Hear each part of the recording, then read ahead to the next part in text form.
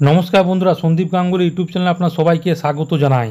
তো বন্ধুরা, দুর্গাপূজা 2024 এবার দেবীর আগমন কিসে, তার পাশাপাশি দুর্গাপুজো থেকে দীপাবলি পর্যন্ত দিনক্ষণ কত তারিখে পড়ছে, শুভ লক্ষণ সব কিছু আজকে বিস্তারিত জানাবো। তো বন্ধুরা, সেই জন্য ভিডিওটি প্রথম থেকে শেষ পর্যন্ত অবশ্যই দেখবেন। আর যদি বন্ধুরা চ্যানেলটি নতুন হয়ে থাকেন তো বন্ধুরা চ্যানেলটি অবশ্যই সাবস্ক্রাইব করবেন যাবতীয় কিন্তু লেটেস্ট নিউজ পাওয়ার জন্য। তো বন্ধুরা, আর বেশি দেরি নেই, মাঝে আর 3 মাস, জুলাই, আগস্ট এবং সেপ্টেম্বর, তারপরে বাঙালির সবচেয়ে বড় উৎসব দুর্গাপুজো। তার মানে দুর্গাপুজো প্ল্যান ফাইনাল করার সময় এসে গিয়েছে। যারা পুজোয় বেড়াতে যান তাদের এবার টিকিট কাটার দৌড়ঝাঁপ শুরু করতে হবে।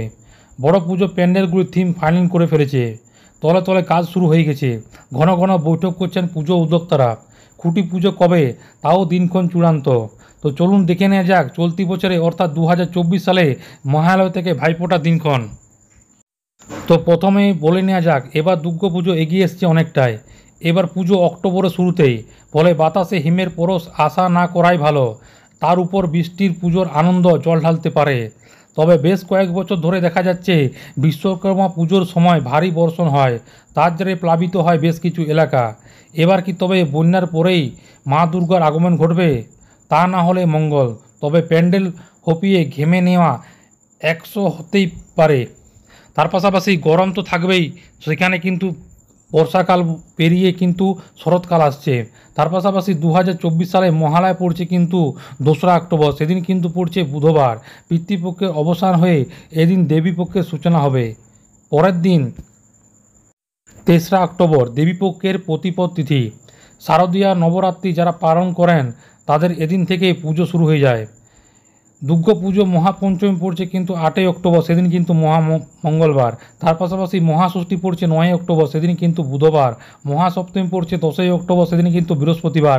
মহাষষ্ঠী পড়ছে কিন্তু 11ই অক্টোবর শুক্রবার। মহানবমী পড়ছে কিন্তু 12ই অক্টোবর শনিবার।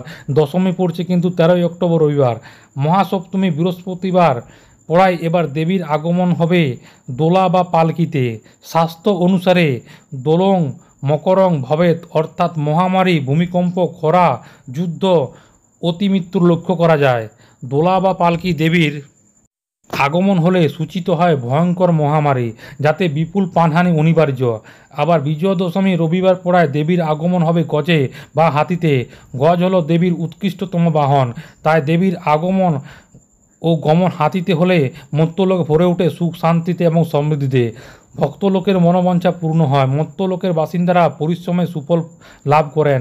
অতিবৃষ্টি অনাবৃষ্টি নয়, যতটা প্রয়োজন ততটাই কিন্তু বর্ষা হয়। এবছর নবমী দশমী পড়ছে শনি এবং রবিবার, অর্থাৎ সরকারি কর্মীদের ছুটি নষ্ট হবে এবার। দুর্গাপুজো কদিন পরে বাঙালি মেতে উঠবে কোজাগরী লক্ষ্মী পূজায়। সেদিন কিন্তু কোজাগরী 2024 লক্ষ্মী পুজো পড়ছে কিন্তু 16ই অক্টোবর, সেদিন কিন্তু পড়ছে বুধবার।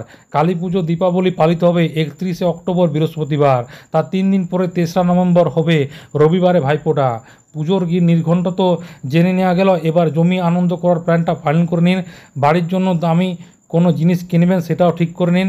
ভেবে নিন পুজোর বাজার কেমন হবে। আপনাকে অনেকের জন্য কেনাকাটা করতে হবে, তাহলে অল্প অল্প শুরু করতে পারেন।